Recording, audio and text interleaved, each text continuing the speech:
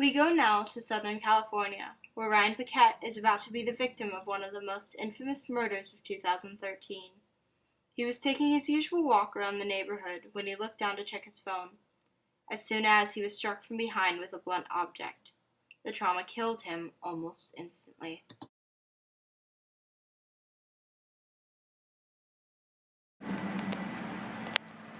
Hello. You have them? Alright, good. Just fill out the papers, leave them on my desk. I'll sign them in the morning. Alright?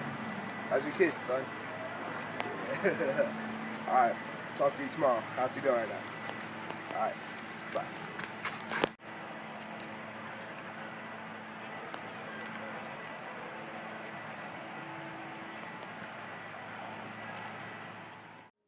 Detectives Shirlene Chen and Hadley Thomas approach the crime scene. They see forensic analyst Cameron Alexander examining the body. It's great to have you back. A week's suspension for supporting Jennings and taking over the captain's job. I never knew there was such a blatant disregard towards free speech in this department. Well, I, for one, have always had a deep respect for the passion with which this department handles its morals. What have you got for us, Cameron?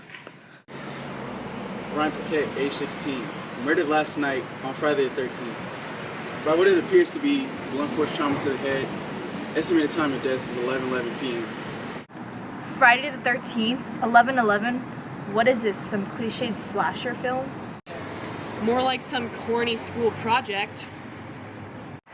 I've been talking to some of the more superstitious officers around. They've been saying how the death was caused by some sort of omen. You never know these days. The most logical explanation for his death is his support for gay rights. He's been supporting it for more than 2 years now, and he's been getting some attacks by the radicals of the Catholic Church. Thanks, Cam. Let us know if you have anything else. So what do you think? I think we need to talk to whoever slunk last. That would be David Richmond and Veronica Chen, friends of his and partners in his organization. It'll be easy enough to find them after we get them. We'll talk to them.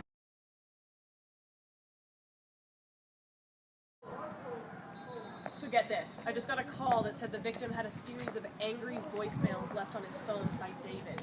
Apparently Ryan has been starting to focus less on activism. That could definitely be motive.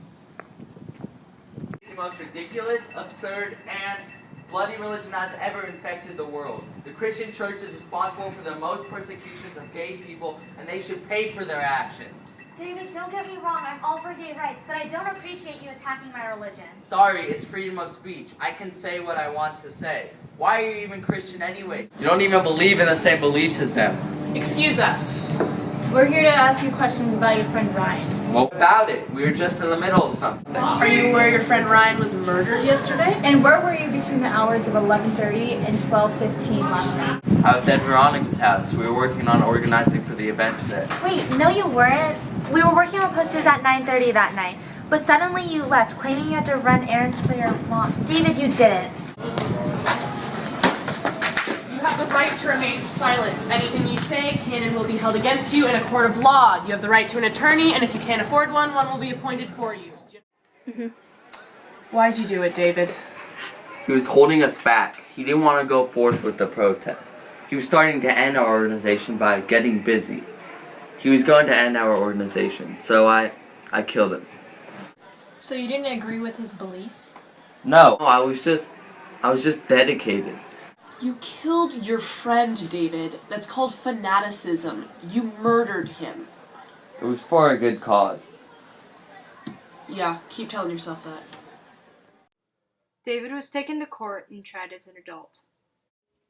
He eventually received the death sentence, thus ending the most infamous murder of 2013.